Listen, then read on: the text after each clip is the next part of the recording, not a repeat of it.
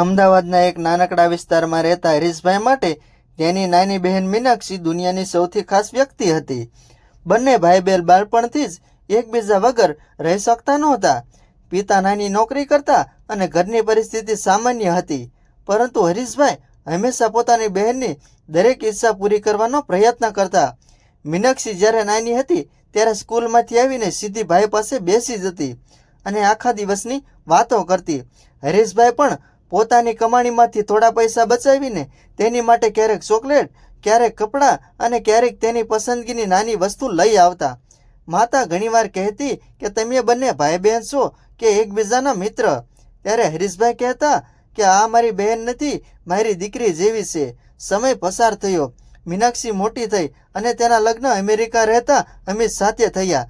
લગ્ન પછી મીનાક્ષી અમેરિકા ચાલી ગઈ અને એ દિવસથી હરીશભાઈના ઘરમાં જાણે એક ખૂણો ખાલી થઈ ગયો. શરૂઆતના દિવસોમાં ફોન પર રોજ વાત થતી, પછી અઠવાડિયામાં 2-3 વાર અને થોડા વર્ષો પછી મહિને એકાદ વાર. આમ કરતાં કરતાં 12 વર્ષ વીતી ગયા.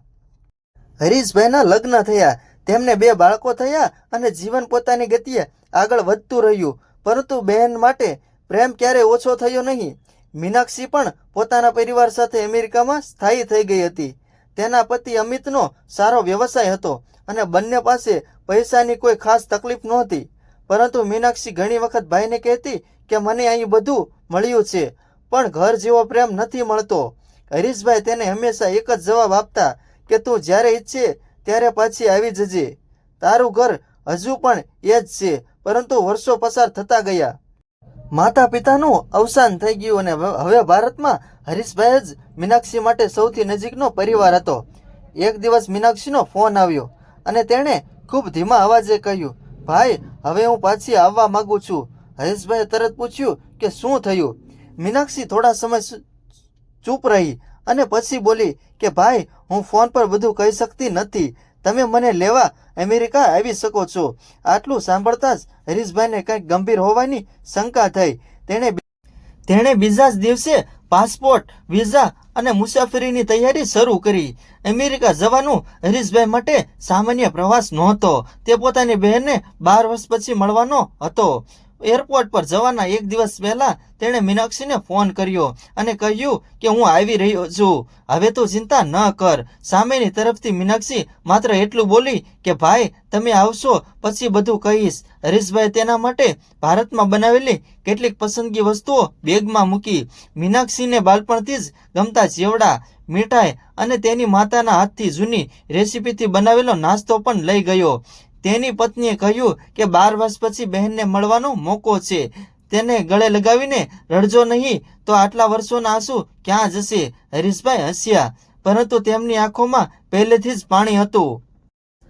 આખરે તે અમેરિકા પહોંચ્યા. એરપોર્ટ પરથી બહાર નીકળતા જ તેની નજર લોકોની ભીડમાં મીનાક્ષીને શોધવા લાગી. થોડા સમય પછી દૂરથી એક સ્ત્રી દેખાઈ. વાળ થોડા સફેદ થઈ ગયા હતા.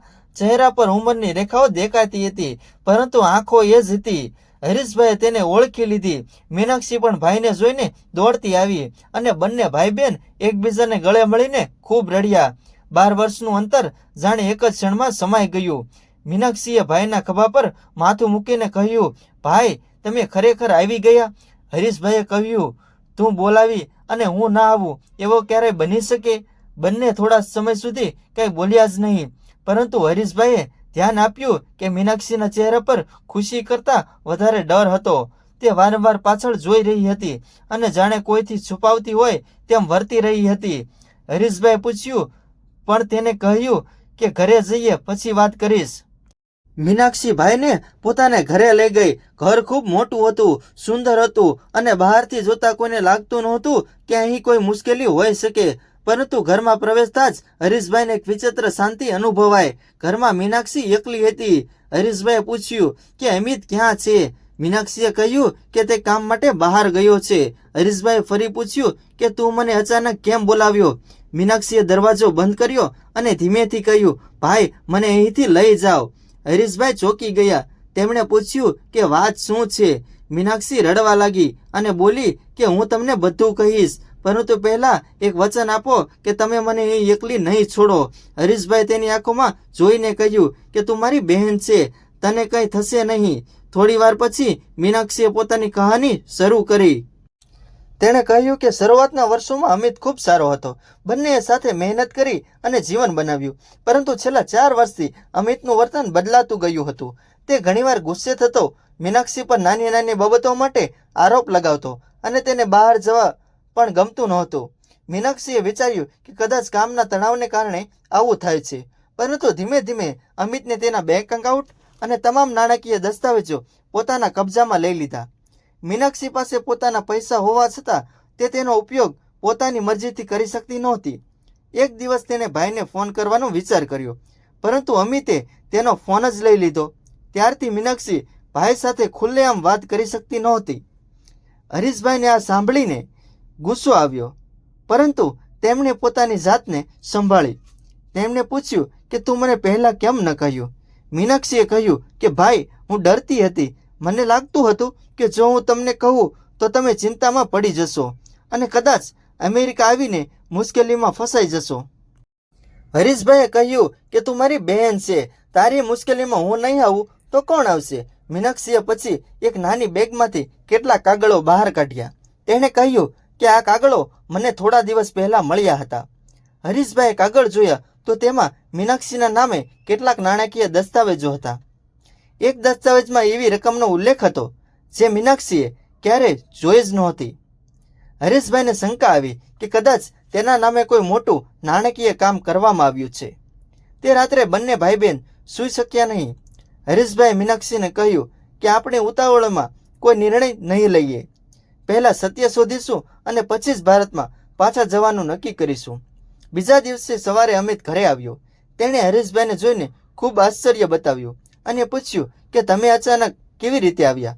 હરીશભાઈ હસીને કહ્યું કે બહેનને લેવા આવ્યો છું. ઘણા વર્ષ થઈ ગયા. અમિતે થોડું સ્મિત કર્યું, પરંતુ તેના ચહેરા પર ચિંતા દેખાઈ રહી હતી. તેણે કહ્યું કે મીનાક્ષી તો અહીં સારી છે, તેને ભારત જવાની શું જરૂર છે?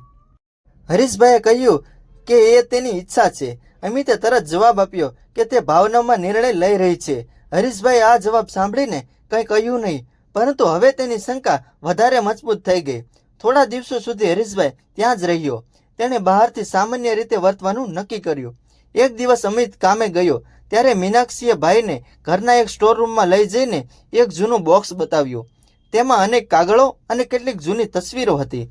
મીનાક્ષીએ કહ્યું કે આ બોક્સ મને અમિતના ઓફિસના સ્ટોરમાંથી મળ્યું હતું. તેમાં મારા નામે કરાયેલા કેટલાક દસ્તાવેજો હતા.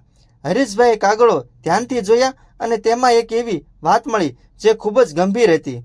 મીનાક્ષીના નામે એક મોટું લોન એકાઉન્ટ હતું. હરીશભાઈએ પૂછ્યું કે શું તું ક્યારે આ લોન લીધી હતી? મીનાક્ષીએ કહ્યું, ના ભાઈ, મને તો આ વિશે કંઈ જ ખબર નથી. હવે હરીશભાઈને સમજાયું કે મામલો માત્ર પતિ પત્નીના ઝઘડાનો નહોતો.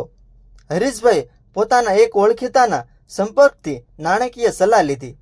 દસ્તાવેજોની તપાસ કરતાં જાણવા મળ્યું કે મીનાક્ષીના નામનો ઉપયોગ કરીને કેટલીક નાણાકીય લેવડ દેવડ થઈ હતી. હરીશભાઈએ મીનાક્ષીને કહ્યું કે તું આ કાગળો પર ક્યારેય સહી કરી હતી?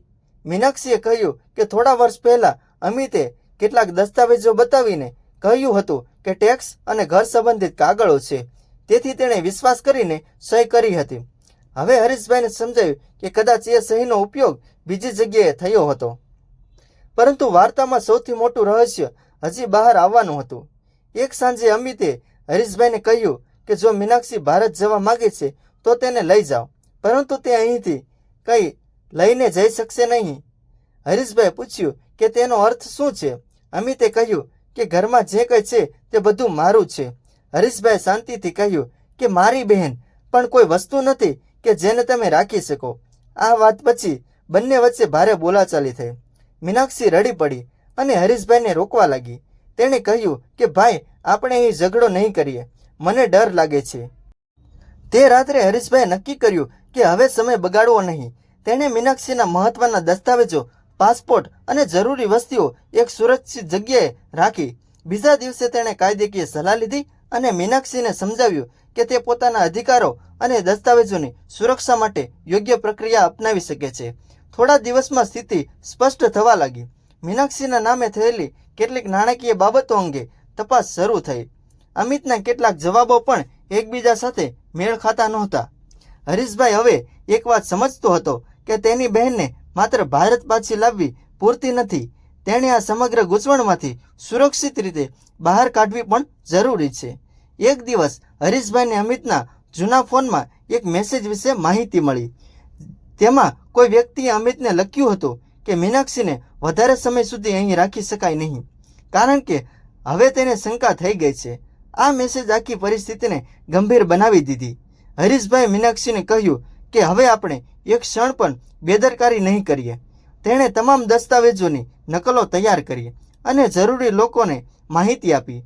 થોડા દિવસની પ્રક્રિયા પછી મીનાક્ષી પોતાના ભાઈ સાથે અલગ જગ્યાએ રહેવા ગઈ, પરંતુ અમિત ત્યાં પણ પહોંચ્યો.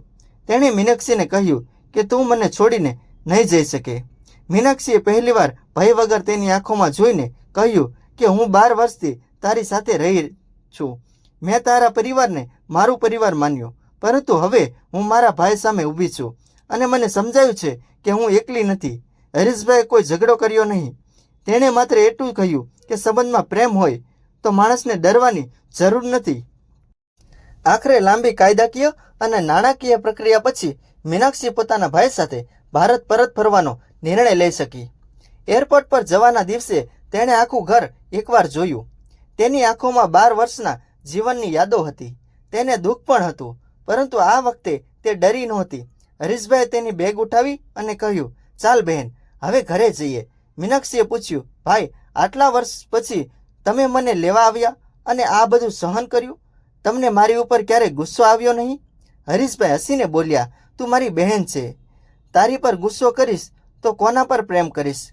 વિમાનમાં બેસ્યા પછી મીનાક્ષી બારીમાંથી બહાર જોઈ રહી હતી. થોડા સમય પછી તેણે ભાઈનો હાથ પકડીને કહ્યું, ભાઈ, હું 12 વર્ષ પછી ભારત આવી રહી છું, પરંતુ મને લાગે છે કે હું પહેલીવાર સાચા ઘરે જઈ રહી છું. હરેશભાઈની આંખોમાં આંસુ આવી ગયા. તેમણે કહ્યું, તું જ્યાં સુરક્ષિત અને સન્માનથી જીવી શકે એ જ તારું ઘર છે. ભારત પહોંચ્યા પછી મીનાક્ષી જ્યારે પોતાના જૂના ઘરના દરવાજા સામે ઊભી હતી ત્યારે તેને બાળપણ યાદ આવ્યું. એ જ આંગણું, એ જ દિવાલ અને એક ખૂણામાં હજુ પણ તેની બાળપણની જૂની સાયકલ પડેલી હતી. તેણે સાયકલ પર હાથ ફેરવ્યો અને રડી પડી. હરીશભાઈએ કહ્યું, યાદ છે, તું નાની હતી ત્યારે આ સાયકલ પરથી પડી ગઈ હતી અને મેં આખી રાત તારી પાસે બેસીને તને સમજાવ્યું હતું. મીનાક્ષી હસતા હસતા રડવા લાગી અને બોલી, ભાઈ, ત્યારે પણ તમે મારી સાથે હતા અને આજે પણ તમે મારી સાથે છો. થોડા મહિનાઓ પછી મીનાક્ષીએ ભારતમાં નવું જીવન શરૂ કર્યું. તેણે પોતાના અનુભવમાંથી એક વાત શીખી કે વિદેશમાં રહેવું સફળતા નથી અને ભારતમાં પાછા આવવું નિષ્ફળતા નથી. સાચી સફળતા એ છે કે માણસ જ્યાં રહે ત્યાં સન્માન, સુરક્ષા અને પોતાના લોકોનો પ્રેમ મેળવી શકે. હરીશભાઈએ પણ પોતાની બહેનને ક્યારેય એ વાતનો અહેસાસ થવા દીધો નહીં કે તેણે પરિવાર માટે કોઈ બોજ ઉઠાવ્યો છે. તે કહેતો કે મેં તને લેવા માટે અમેરિકા સુધી મુસાફરી કરી નથી, મેં તો મારી બાળપણની બહેનને પાછી લેવા માટે મુસાફરી કરી હતી. મિત્રો, આ કહાની આપણને એક સુંદર સંદેશ આપે છે કે સમય, અંતર અને દેશ ભલે સંબંધોને દૂર કરી દે, પરંતુ સાચો પ્રેમ ક્યારે દૂર થતો નથી.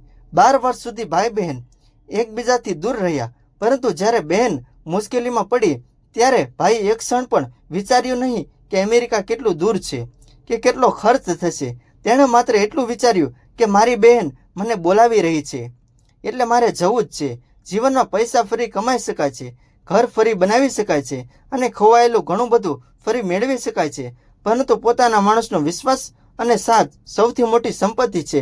જો તમારી પાસે પણ એવો ભાઈ કે બહેન હોય જે મુશ્કેલીમાં તમારી સાથે ઊભો રહે તો ખરેખર નસીબદાર છો.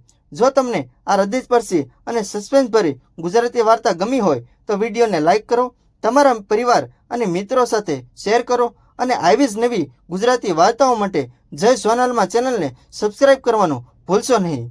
અને એક વાત હંમેશા યાદ રાખજો, સાચો ભાઈ એ નથી જે માત્ર ખુશીમાં સાથે રહે. સાચો ભાઈ એ છે જે તમારી આંખોનું છુપાયેલું દુઃખ વાંચીને દુનિયાના કોઈ પણ ખૂણેથી તમારી પાસે આવી જાય.